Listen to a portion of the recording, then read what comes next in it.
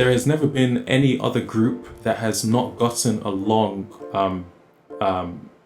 more so than the black people, or should I say the white people and their relationship to black people. This is the part that confuses me the most, more than anything. It's the fact that black people have actually diverted so much attention and care and contribution towards the white cause and towards the white industries. But white people, for some reason, refuse to divert any reciprocal or considerable sense of attention and care towards the black cause. It's all about them. And that's the issue that I currently face when I encourage black people to develop their own sense of assessing the situation, because this is a two-way avenue. Okay, if you have one person who's giving and the other person's taking, one person's just going to get poorer and poorer, the other person's going to get richer and richer. Whereas if you have black people all in one organization, and you have one black person giving, and you have another black person giving, and then you have another black person giving, the overall status of that economy or that market is only going to grow, and it's going to grow.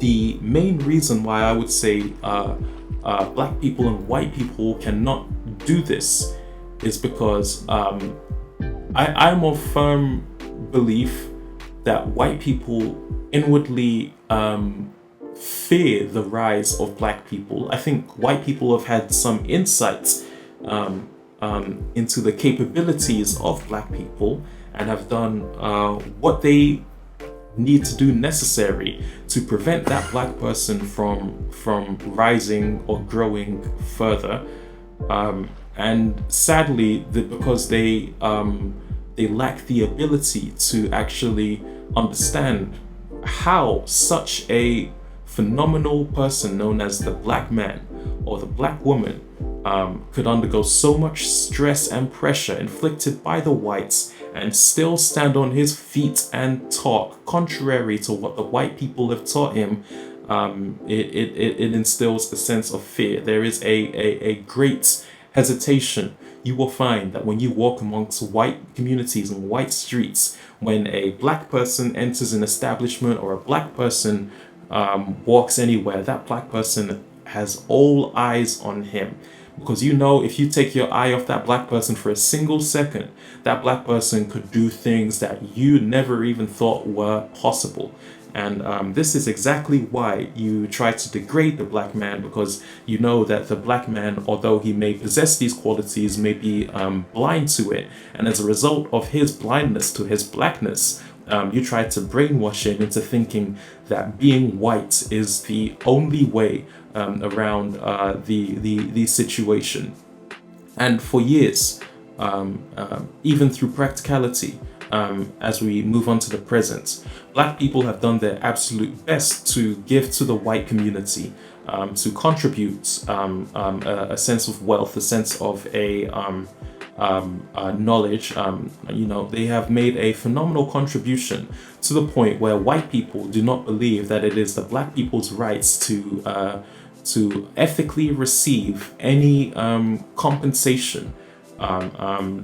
White people just refuse to acknowledge the contribution that black people have, and furthermore, even in the work environments, refuse to offer black people adequate pay, which is why you hear that black people are always the last hired and the first fired, which is why you hear that black people are socially and systematically amongst the lowest performing. It is blatantly obvious that black people and white people, this relationship cannot persist and we do not get along. And therefore, since we are not able to get along, it is very important for the black people to re-establish themselves away from the white people, not particularly by seeking other communities, but rather seeking the opportunities that lie for them within the world, and can actually break beyond the stereotypes and the imagery that white people have created for them. And it is only by doing this that you will realize that there is a appropriate meaning along with a method and a cause that can actually bring forward a sense of hope that can actually even ring levels of justice. And this relationship between blacks and whites, it is not only evident in the economy, but I think it is evident in statistical data through black and white couples. Black and white, for some reason, never mix well. There is always a sense of tension and a sense of hostility.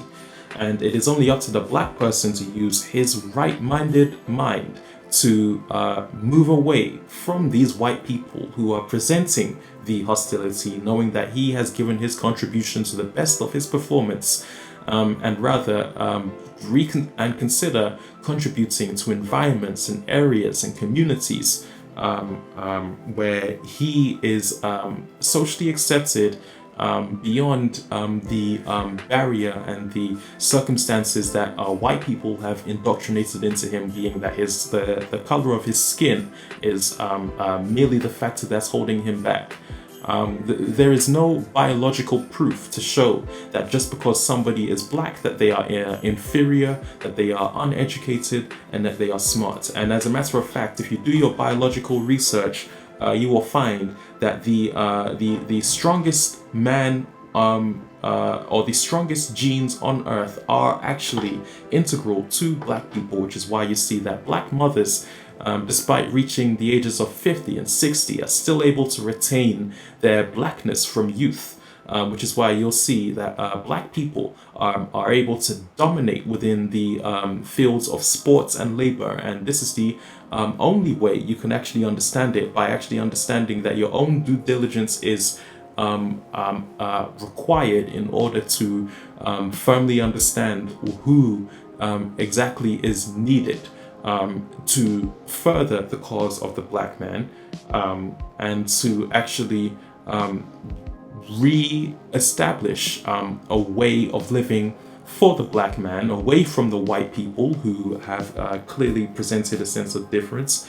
And it is very important that the black man knows that by any possible procedure possible, that he is in his well-minded right to defend his life when his laws, when his fundamental beliefs, when his morals, and when his culture is being infiltrated and interfered with by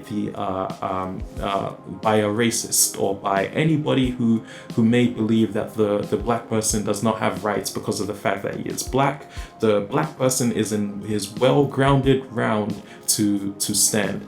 And just in case the black people are afraid of what the white law, or what the white authorities, or what the white privileged people will do to you, I'm here to tell you that they've already done it to you regardless of what you have done. They did it to you before they knew you, and they've done it to you once they knew you. They will continue to do it to you after they know you. It is up to you completely to stand on your own 2 feet and to actually serve the cause of the black people. And if you cannot stand on your own feet and take the white people on by yourself, that is understandable. And in that case, you need to resort to your black community, where there are actually black resources, there are black activists who are actively working within the white cities to pursue programs and to establish principles and a sense of protection for the remaining black masses who seek to gain a sense of grounding within